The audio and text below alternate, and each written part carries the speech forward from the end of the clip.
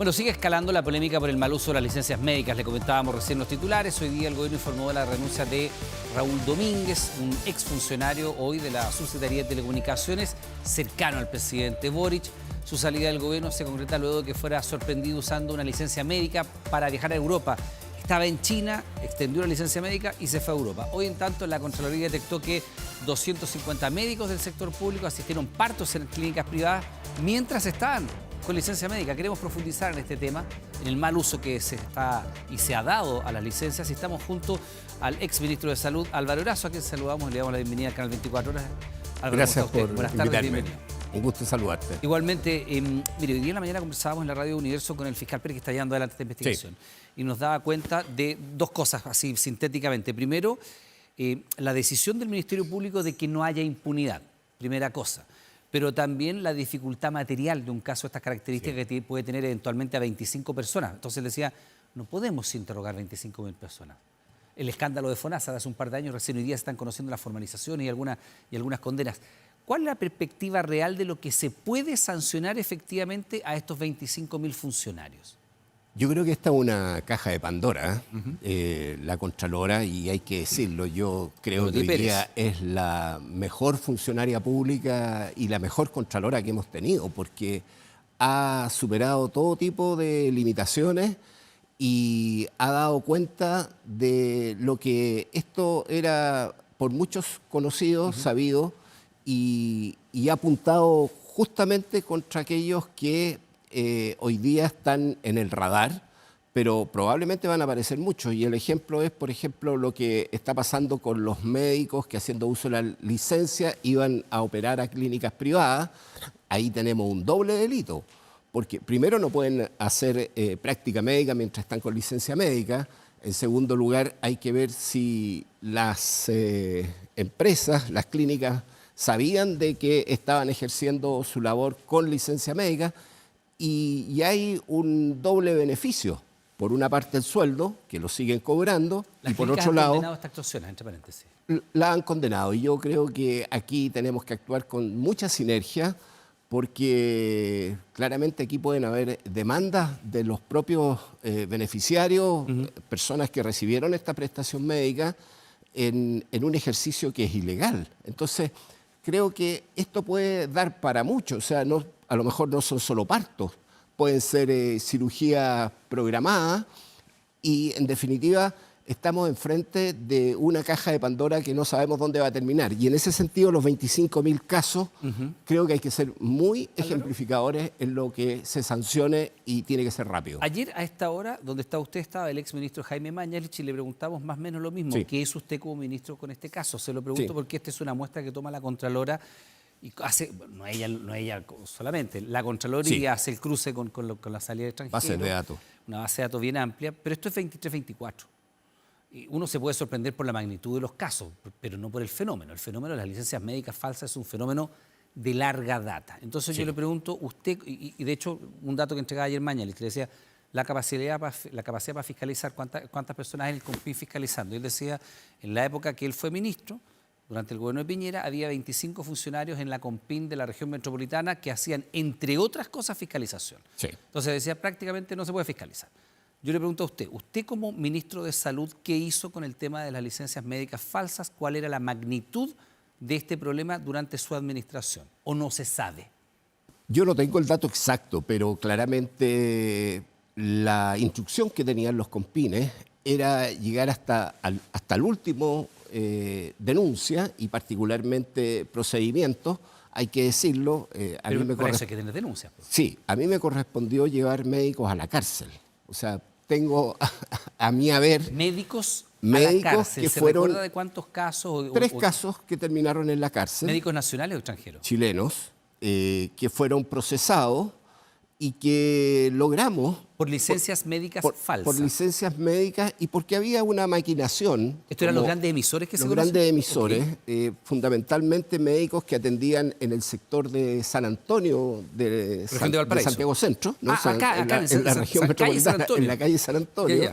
Emisores que yo no sé en qué condiciones estarán hoy día estos médicos, si ya cumplieron condena. Formalizados, condenados y fueron condenados. a la cárcel. ¿Y sabe por qué? No remitido. No, ¿y sabe por qué? Porque aquí el delito es atentar contra la seguridad social y eso es un delito muy potente para establecer las sanciones y yo creo que sobre esa base uno puede hacer la persecución. Lo que Álvaro, pasa es que disculpe, fallan los sistemas disculpe que le insista en el tema, operativos pero me para parece que es hacer ese interesante seguimiento. porque, de hecho, el fiscal Pérez Sí. decía, logramos condenas contra 8 médicos y este es el escándalo FONASA, y usted Sí. recuerda de estos 3 médicos. Sí.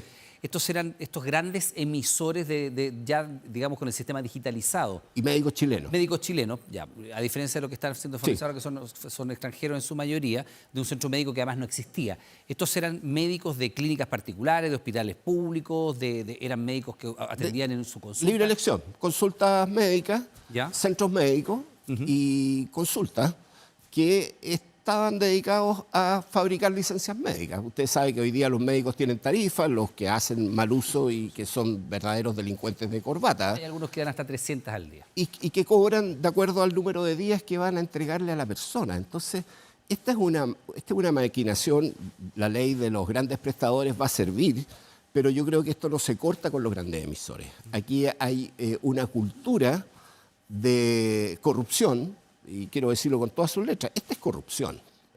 Y hay fraude, delitos desde el punto de vista del estatuto administrativo, y uno no le puede bajar el perfil y tampoco dedicarse a denunciar sin buscar soluciones. Yo creo que las compines están absolutamente sobrepasadas. ¿Tienen capacidad para No tienen fiscalizar? capacidad y hay que hacer una reforma profunda del sistema. Creo que FONASA tiene que asumir una responsabilidad de fiscalización, eso forma parte de un proyecto de ley, pero hay que reforzar a FONASA, o sea, pasarle la pelota a FONASA sin tener las potestades y que las sanciones sean ejemplificadoras. Lo que yo le decía, nos costó un mundo meter a esos médicos, no por meterlos nomás, sino porque habían cometido delitos, porque son muchos los resquicios que hay y vericuetos administrativos para llegar a consagrar el delito administrativo con cargo a la falta de alterar los principios de la seguridad social, básicamente eso. Para entender la magnitud de la defraudación, se dice que solamente, Sí. y lo decía el ministro Marcel, solamente por el reemplazo de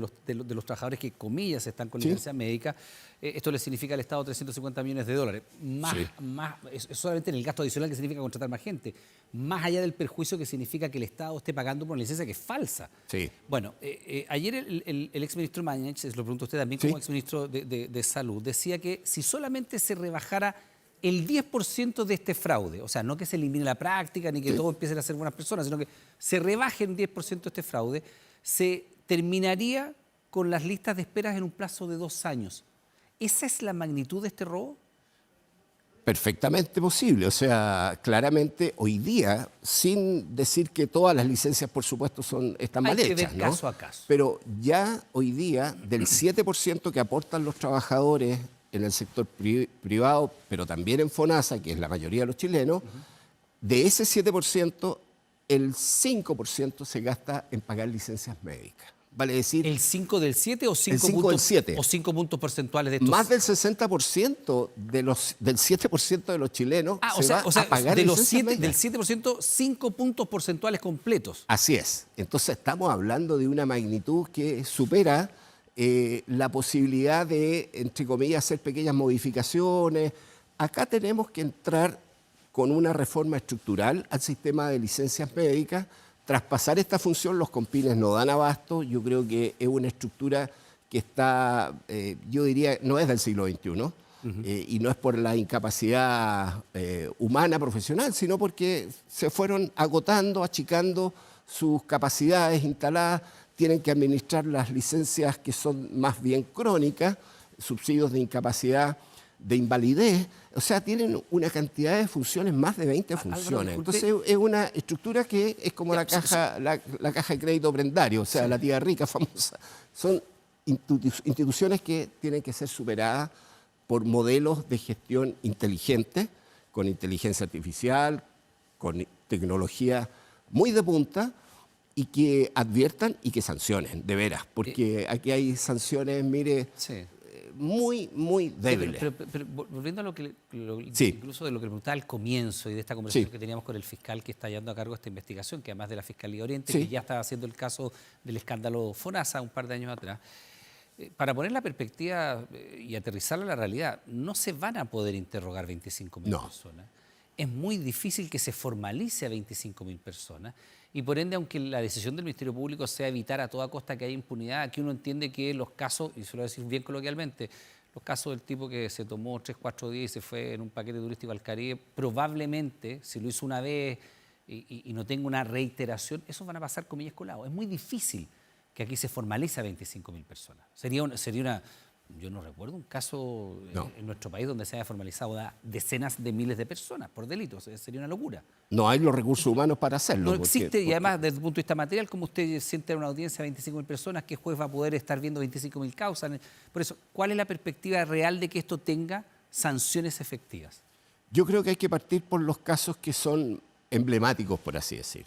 En instituciones, yo diría, en las instituciones de salud, esto es imperdonable, porque ahí se es juez y parte. Creo que ahí donde estamos en presencia de cargos superiores como un subsecretario, es impresentable que siga formando parte de la administración pública. Yo creo que el tema de la jerarquía que es muy relevante.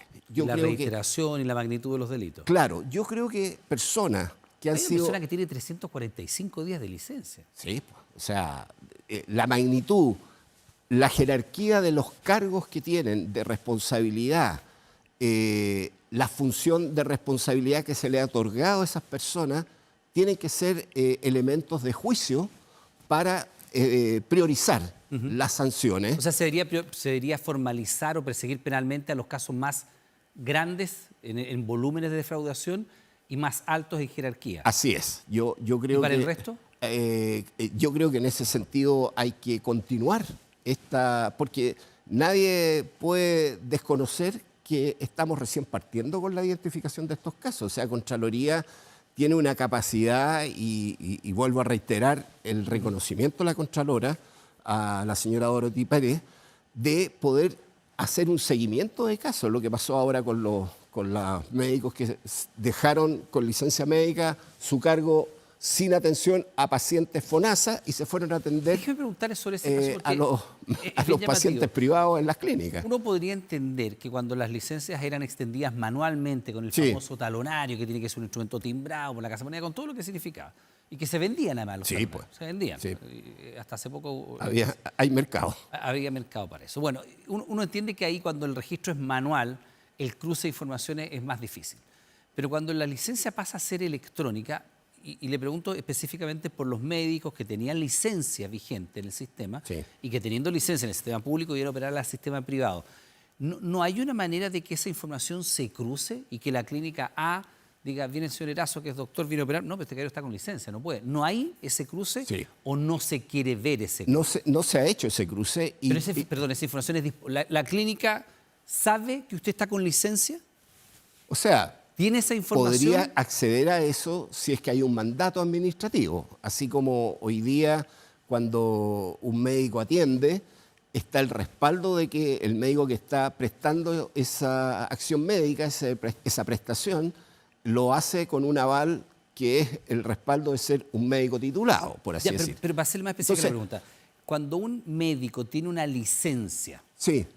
¿Esa información está en línea, está disponible para cualquier persona del sistema de salud? O sea, si él trabaja, voy a decirlo en un hospital, en el Hospital del Salvador, que está acá al lado, y va a operar a la otra clínica que está acá al lado, la Santa María.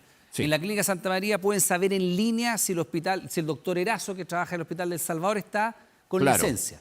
Exactamente. ¿Esa información la tiene disponible la clínica? Hay trazabilidad. ¿Y entonces por qué las clínicas no hicieron ese cruce?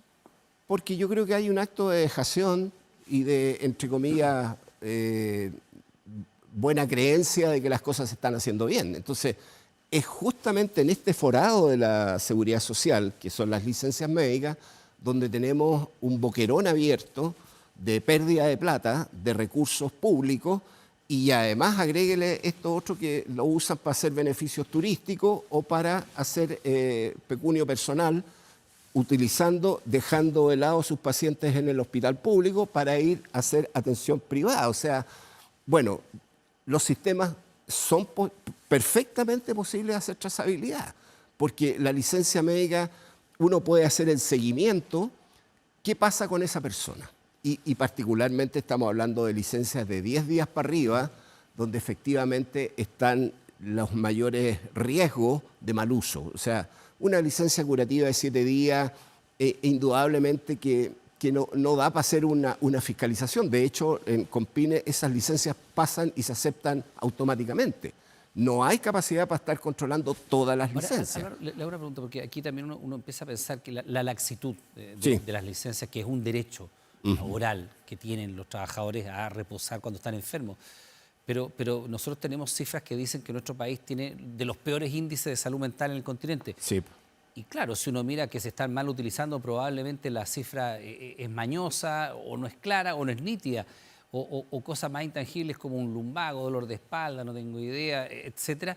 ¿Hay también de parte de los médicos una laxitud, ya no estoy hablando del que, Sí. ya no estoy hablando del que vende la licencia, No de la maldad, digamos. sino de aquel que dice, váyase con licencia. Tirémosle una Si le- licencia, Si como le duele dice. la espaldita, váyase con licencia para Sí, la casa. yo creo que hay laxitud. ¿Hay una mala praxis de los médicos? Hay laxitud y en algún minuto se establecieron guías clínicas referenciales. Para no ¿ya? hablar del tema de salud mental, que es más Sí. complicado, pero usted puede, porque si yo tengo un brazo fracturado, usted me va a mostrar la radiografía, Sí. aparece el hueso partido en dos, bien objetable.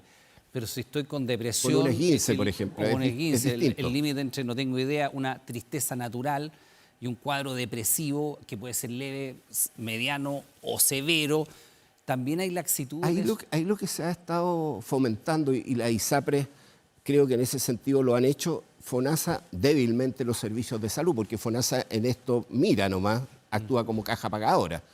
No, el seguro público no actúa como la ISAPRES. Las ISAPRES tienen guías clínicas referenciales, o sea, una persona que pide una licencia médica por una neumonía, se le pide a esa guía referencial que tenga alguna certificación de una radiografía Imagenología que respalde el y cuadro. pasa el filtro. ¿Se fija?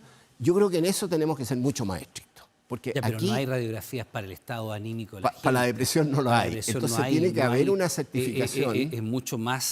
Es mucho menos cuantificable, mucho menos objetivable. Eso va a ser mucho más difícil, pero creo yo que el respaldo de recetas médicas, que tiene que ir acompañado, porque en algunos casos eso se había estado utilizando.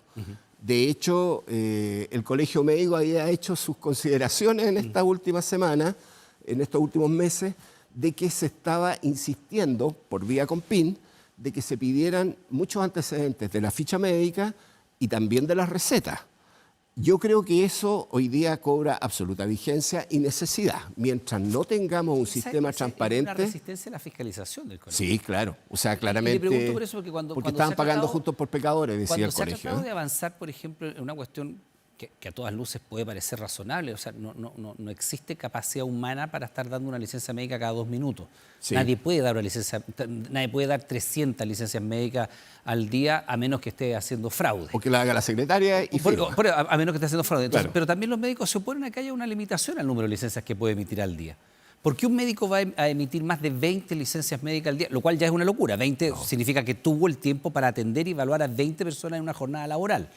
Es ya impresentable. Eso es una locura, pero hay quienes han dado hasta 300 en un día. Entonces, ¿por qué el Colegio Médico tampoco se allana a, de alguna manera, decir, ¿sabe qué? Busquemos un número Yo creo que sea el Colegio razonable. Médico está en un error. O sea, si estamos ¿Se debería avalando- limitar? ¿Ah? ¿Se debería limitar el número? Lógico, ¿A o qué sea, número? completamente. ¿Cuál es un rango razonable? Eso tiene que ser en materia de opinión fundada desde el punto de vista Pero usted de la fue ministro de evidencia Salud, tendrá una idea de lo que sería médica. Yo razonable. creo que un médico que está, por así decir, en una consulta ambulatoria, Ya. no estamos hablando de un neurocirujano, digamos, una consulta ambulatoria, Un médico general que está ahí atendiendo a los pacientes que llegan. no debieras dar más de 10 licencias médicas durante el día si es que tiene jornada completa. Jornada completa. Sí. O sea, yo creo que un médico es difícil que esté dando más licencias, 10, 15, o sea, vamos a entrar en una Por eso le digo un controversia. rango, no, si no Sí, estoy pidiendo el número exacto, pero un rango de 10 licencias al día es como el tope de lo razonable. de lo razonable, claramente. ¿Ah? Y sobre esa base establecer guías referenciales, protocolos, guías clínicas, que es la manera como se hace la gestión hoy día en el siglo XXI. O sea, nadie da indicaciones al voleo, o sea, nadie dice, mire, tómese un antibiótico. Mire, a nosotros nos costó mucho. A mí me tocó como subsecretario establecer la obligatoriedad de que se dieran recetas médicas para dar antibióticos fue y costó muchísimo, porque la gente decía, mire, yo no estoy acostumbrado ni estoy disponible para que me pidan una receta médica para que tenga que comprar y me permitan comprar un antibiótico, pero era necesario. Y hay cosas que, siendo a veces de mayor exigencia, van a ser necesarias. Y en seguridad social, con los niveles que usted decía del alto gasto que tenemos en licencias médicas, lo que yo mencionaba, el 7%, que el 5% se va en pagar licencias médicas, claramente tenemos que hacer algo. Lo otro es pura declaración de buenas intenciones. Ya. Antes que se nos vaya el tiempo, Álvaro, y en su condición de exministro de Salud, la información que estamos manejando y lo que ha escandalizado, como ha escandalizado a la sociedad, dice relación con una muestra que hizo la Contraloría entre el 23 y el 24. No sabemos qué ha pasado en estos 5 meses de este año, ni sabemos lo que ha pasado hacia atrás. Uno lo sospecha porque ve que incluso se vendían licencias médicas en Internet. Este canal, otros canales, los diarios, se han cansado de hacer reportajes de denuncias al respecto y se muestran los doctores, se muestran los grandes contribuyentes, se han hecho casos incluso con grabaciones con cámara oculta donde se ha mostrado a médicos vendiendo licencias en cámara, con el audio y la tarifa. Entonces, ¿qué pasó para atrás? ¿Cuánta plata se ha perdido de parte del Estado por este uso fraudulento de la licencia médica? Miles de millones de dólares. Miles de millones de dólares. Miles de millones de dólares. Sí, yo creo que viendo este botón que hemos observado 23, 24, de estos 2 últimos años, la proyección que uno puede hacer hacia miles atrás. de millones son algunos puntos del PIB. O sea, puede ser perfectamente un punto del PIB, porque son magnitudes muy, muy grandes. La licencia médica forma parte del arsenal terapéutico que los médicos tienen, pero los niveles de fraude son muy altos. Yo estoy impresionado de los 25.000, todos estamos impresionados. Y esos son los que salieron fuera de Chile, los que se fueron de vacaciones por dentro del país. Y esos son los que se fueron, o sea, perfectamente pueden ser 100.000 licencias que han sido mal utilizadas durante estos 2 últimos años. Y a eso hay que ponerle un factor. Bueno, hay que buscar soluciones estructurales. Los compines, lamentablemente, no sirven en esta etapa. Sí. FONASA tiene que asumir la responsabilidad, una fiscalización inteligente, guías clínicas y particularmente las sanciones. Ejemplificadora para particularmente quienes tienen grados de mayor responsabilidad en la administración pública. Álvaro Erazo, exministro de Salud, le quiero dar las gracias por haber estado junto a nosotros esta tarde. Que tenga una buena jornada. Un gusto saludarte. Igualmente, que esté muy, muy amable.